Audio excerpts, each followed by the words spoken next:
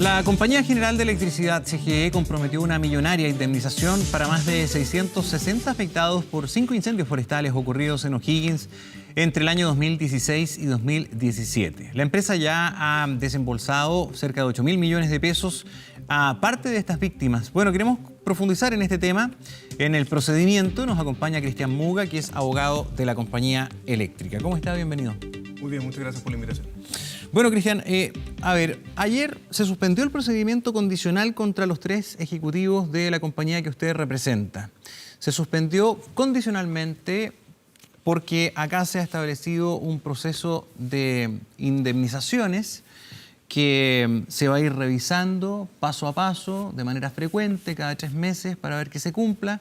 Por eso se habla de una suspensión condicional, ¿no? Es correcto, sí. Aquí lo que ocurrió ayer fue que se suspendió el procedimiento penal mediante una salida alternativa que se denomina suspensión condicional, como usted muy bien dice.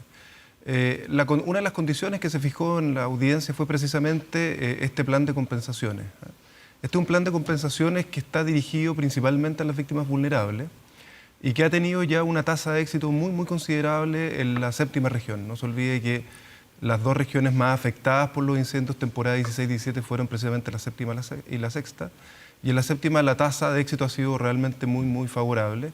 Y también lo ha sido con algunos casos, yo diría, bastante significativos en la sexta región también.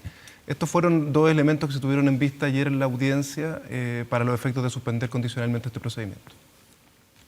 Ahora, la empresa se ha comprometido a esta compensación que no sabemos todavía cuál va a ser el volumen total. Son 665 personas, ¿no? Afectados. ¿Ustedes tienen una estimación de cuál va a ser más o menos el monto que debería involucrar esta indemnización global? Es muy difícil decirlo en monto, y esto tiene que ver no con la negativa a querer establecerlo, sino más bien con la fórmula que tiene esta compensación. Esta compensación está establecida en tramos.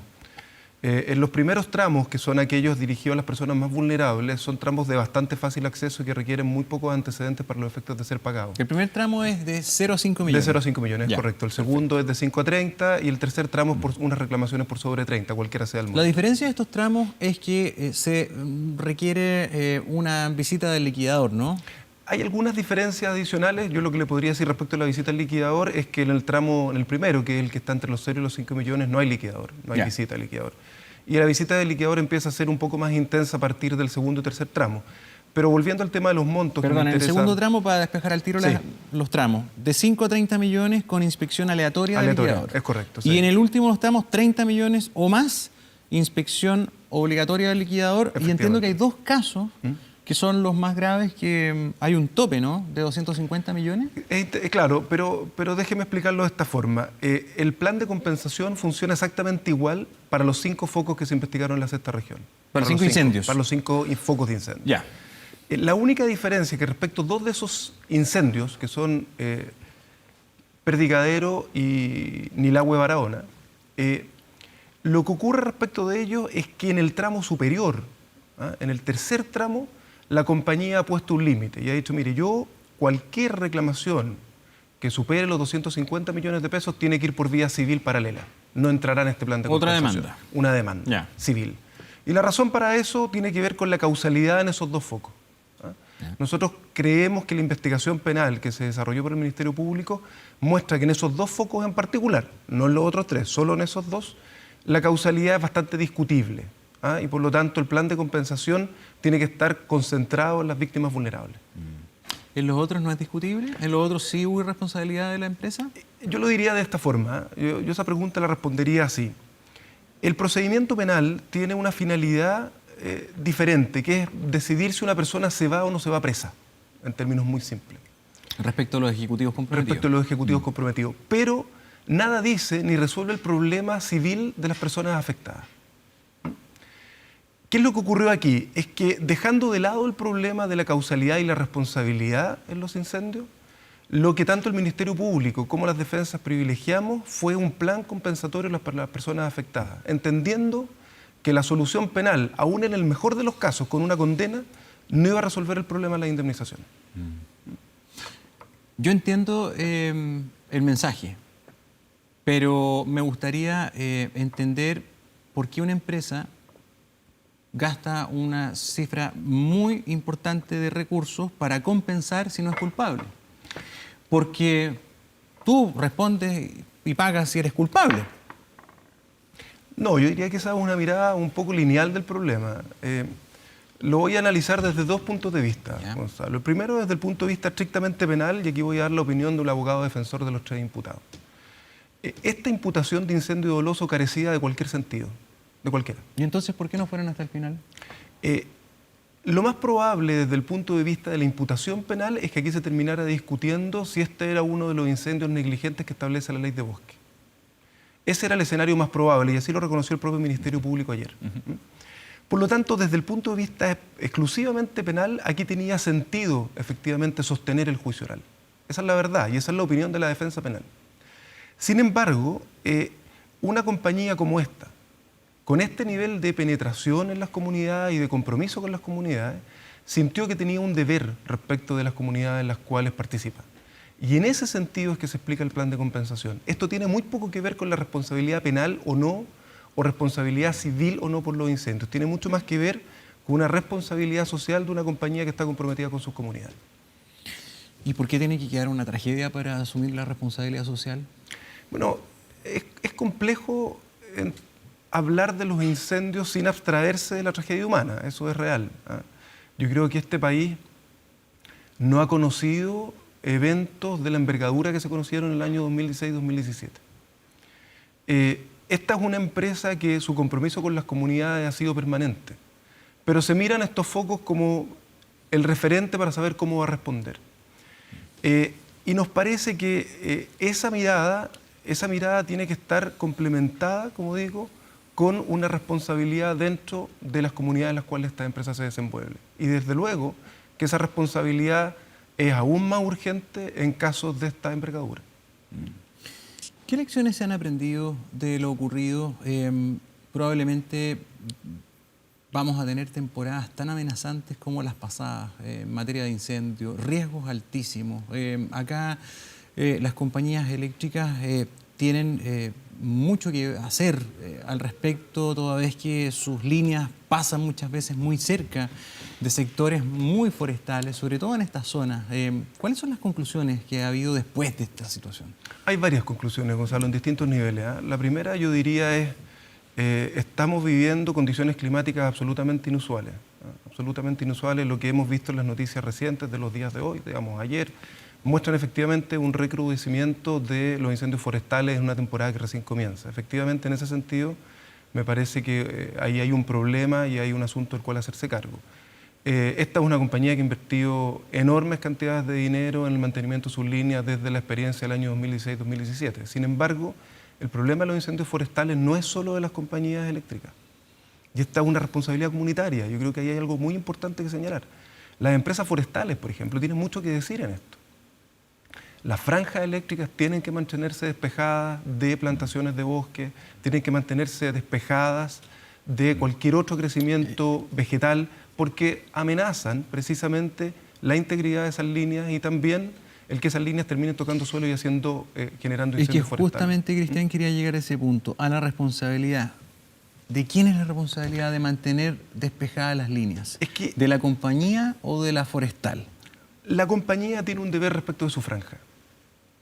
Las ¿Cuál forestales. es? ¿Hasta dónde llega? Está limitado en la ley. Las franjas pero más o menos para tener una idea. ¿Qué dice la ley? Van entre los 5 y los 10 metros aproximadamente respecto del despeje de franja. 5 y 10 metros son responsabilidad de la compañía de mantener despejado. Es bastante relativo, pero estoy dando un margen ¿Y por parte de la forestal, dónde entra la responsabilidad? ¿De los 5 metros para allá? Lo que ocurre es que cuando usted tiene un árbol, una plantación, un pino de, 25 metros, no hay franja que resista o que permita resistir el desprendimiento de ese pino hacia la franja. Entonces, por eso es que es tan importante aquí, y no estoy tratando simplemente de poner responsabilidad en distintas empresas, en distintas áreas productivas. Estoy simplemente diciendo que frente a eventos climatológicos de esta envergadura, frente a eventos tan inusuales, no habían existido esta clase de incendios forestales en Chile en su historia. El compromiso es comunitario. Aquí no basta el compromiso de una empresa responsable con su comunidad como SGE. Aquí se requiere un compromiso comunitario. ¿Y se ha logrado en parte ese compromiso comunitario? ¿Ustedes han establecido diálogo, conexión, trabajo mancomunado, compromisos conjuntos con las forestales, con la comunidad? para trabajar en el mismo sentido, porque los esfuerzos independientes a veces no resultan mucho, o se pierden, quedan ahí. Yo creo que los números, Ernesto, Gonzalo, nos ayudan a entender el problema. El evento del año 2016-2017 se pudo repetir perfectamente en la temporada 18, y sin embargo eso no ocurrió. No obstante las condiciones climáticas, y no obstante que los incendios de origen eléctrico, no estoy diciendo con ello responsabilidad de las empresas eléctricas, sino simplemente de origen eléctrico, se mantuvieron en los mismos porcentajes que han sido históricamente, que han presentado históricamente. ¿Qué muestra entonces que los incendios de la temporada 18 hayan sido muy distintos a la anterior en términos de la extensión y del número de hectáreas afectadas? Es precisamente este trabajo comunitario del que yo le estoy hablando. Creo que esa es la línea correcta para enfrentar estos cambios climáticos que nos llevan a incendios forestales de esta envergadura y de esta gravedad. Esto lo vamos a seguir enfrentando temporada a temporada y se requiere un esfuerzo comunitario. Cada 3 meses se va a fijar la audiencia de control del procedimiento de compensación. O sea, todo esto va a estar sujeto a control permanente, sí, por parte del Ministerio Público, ¿no? Por parte del Tribunal de Garantía, efectivamente. Ya. Si no se cumple, se revoca la suspensión. Es una posibilidad, sí. Ya. Sí. Ahora, hay que analizar esto con cuidado. La tasa de éxito en la séptima región supera el 85%, incluso más, diría yo, más cerca del 90% de personas que en los tramos 1 y 2 han presentado sus reclamaciones indemnizatorias y han sido compensadas satisfactoriamente para ellas. ¿A eso se refieren los 8.000 millones que se han pagado? No, estoy hablando del caso de la séptima. Ahora, yendo a la sexta, de lo que usted me está preguntando, ahí ya hay acuerdos o compensaciones con 237 víctimas por un monto que supera o casi alcanza los 8.000 millones de pesos. Esto es región de O'Higgins. Región de O'Higgins. 237 víctimas, un monto cercano a los 8.000 millones.